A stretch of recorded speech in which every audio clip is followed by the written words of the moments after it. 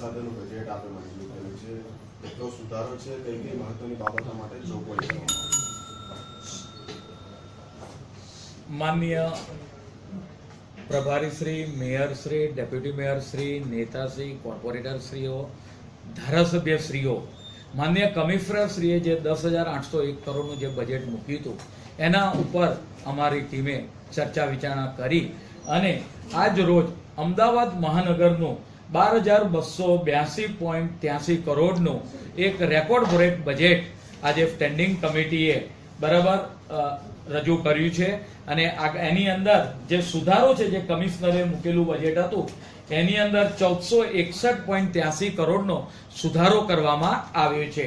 આમ મહાનગરનું આ વખતનું 24-25નું બજેટ 12,262.83 કરોડનું રહેશે. તેની અંદર અનેક વિકાસના કામો લેવામાં આવ્યા છે. અમદાવાદ મહાનગર પર સતત માર્ગદર્શન દેશના વડાપ્રધાન આદરણીય નરેન્દ્રભાઈ મોદી સાહેબ, ભારત સરકારના ગૃહ અને સહકાર મંત્રી આદરણીય અમિતભાઈ શાહ સાહેબ, રાજ્યના મૃદુ અને મુખ્યમંત્રી માનનીય ભૂપેન્દ્રભાઈ પટેલ સાહેબ, પેજ સમિતિના પ્રણેતા પાટીલ સાહેબ, પ્રભારી અમારા પ્રદેશના કોષાધ્યક્ષ સુરેન્દ્ર કાકા, સહપ્રભારી ધર્મેન્દ્રભાઈ શાહ, મેયરશ્રી, ડેપ્યુટી મેયરશ્રી, તમામનું આ બજેટ તૈયાર કરવામાં માર્ગદર્શન રહેલું છે. શહેરનો સમતોલ વિકાસ થાય, સારી રીતે વિકાસ થાય તે માટેનું આજનું આ બજેટ સ્ટેન્ડિંગ કમિટીએ સુધારા સાથે રજૂ કર્યું છે. સ્ટેન્ડિંગ કમિટીની અંદર જો વિચારવામાં આવે તો ખાસ કરીને આ બજેટની અંદર મુખ્યત્વે ટેકનોલોજીનો સમાવેશ કરવામાં આવ્યો છે. બજેટની જો મુખ્ય હાઇલાઇટ કરવામાં આવે તો પોલ્યુશન મુક્ત અમદાવાદ, કે ભાઈ ઇલેક્ટ્રિક વાહનો, તદ ઉપરાંત આપણે વાત કરીએ કે સિટીની અંદર ક્લીન એર સેન્સર લગાવવામાં આવશે. પરિણામે જે વિસ્તારની અંદર પ્રદૂષણ થાય તો તરત જ તેનું કમાન્ડ એન્ડ કંટ્રોલ રૂમમાં તેનું રેડ સિગ્નલ દેખાશે, પરંતુ એ એરિયાની અંદર પ્રદૂષણને નાથવા માટે સિટીની અંદર આ એર ક્લીન સિસ્ટમ લગાવવામાં આવશે. તદ ઉપરાંત ગ્રીન અમદાવાદ, અમદાવાદમાં ગ્રીન કવરનું પ્રમાણ વધે, ઓક્સિજન વધારે પ્રમાણમાં સિટીઝનોને પ્રાપ્ત થાય, એમ પર્યાવરણ આધારિત જે વૃક્ષો વધારે માત્રામાં ઓક્સિજન છોડે છે એવા આમ્રવન, નીમવન, વડના ઝાડ, આસોપાલવના ઝાડ જેનું આયુષ્ય ખૂબ જ લાંબા ગાળાનું છે તે માટેનું આયોજન કરવામાં આવ્યું છે. હેરિટેજ વારસાનું જતન, મહાનગરની અંદર જે જુદા જુદા હેરિટેજ ગેટ આવેલા છે એ આ હેરિટેજ ગેટનું બ્યુટિફિકેશન, તદ ઉપરાંત તેને લાઇટિંગ સાથે શણગારવામાં આવશે. તંદુરસ્ત અમદાવાદનું નિર્માણ, તો સ્કૂલ બોર્ડની અંદર જે બાળકો અભ્યાસ કરે છે 1 થી 4 ધોરણના બાળકો, 87,000 જેટલા બાળકોને પોષણક્ષમ આહાર મળી રહે એ લોકોને આંતરે દિવસે 87,000 બાળકોને 200 ml દૂધ તથા પોષણક્ષમ પાવડર આપવામાં આવશે. આમ તંદુરસ્ત અમદાવાદના નિર્માણ માટેનો પ્રયત્ન બાળકોની કુમરી અવસ્થામાંથી જ કરવામાં આવશે.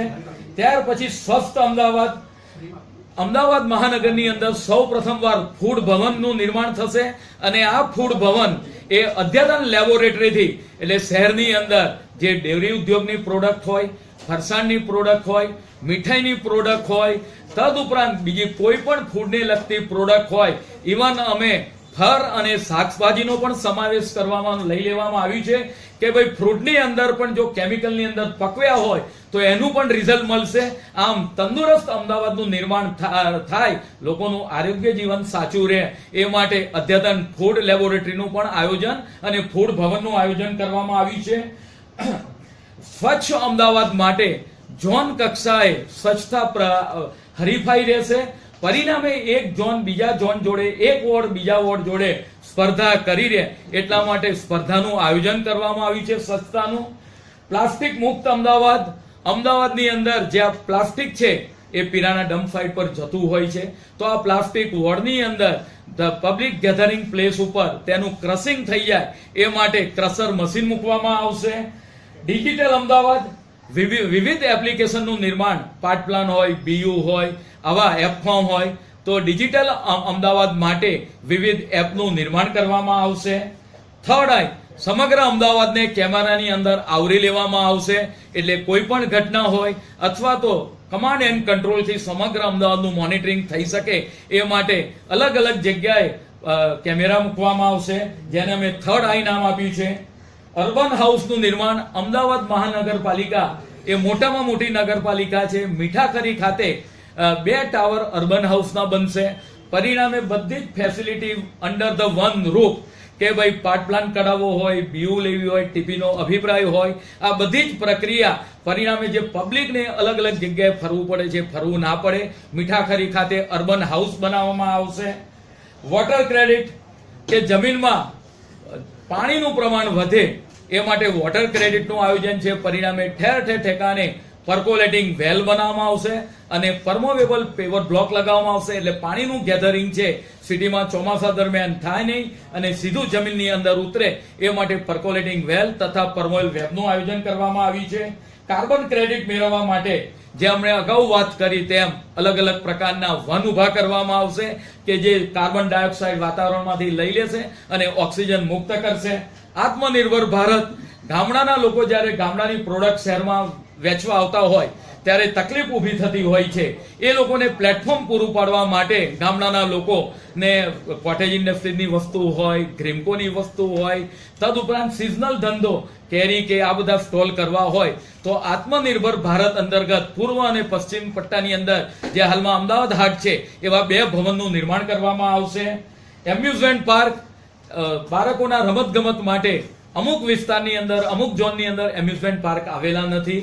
એ એમ્યુઝમેન્ટ પાર્ક જે રીતે હાલમાં કાંકરિયા છે, વસ્ત્રાપુર ખાતે છે, પ્રહલાદનગર ખાતે છે, એવા જ એમ્યુઝમેન્ટ પાર્ક પૂર્વના પટ્ટાની અંદર, ઉત્તરના પટ્ટાની અંદર, દક્ષિણના પટ્ટાની અંદર આગામી સમયગાળા દરમિયાન એમ્યુઝમેન્ટ પાર્કનું પણ આયોજન કરવાનું બજેટની અંદર જોગવાઈ કરવામાં આવી છે.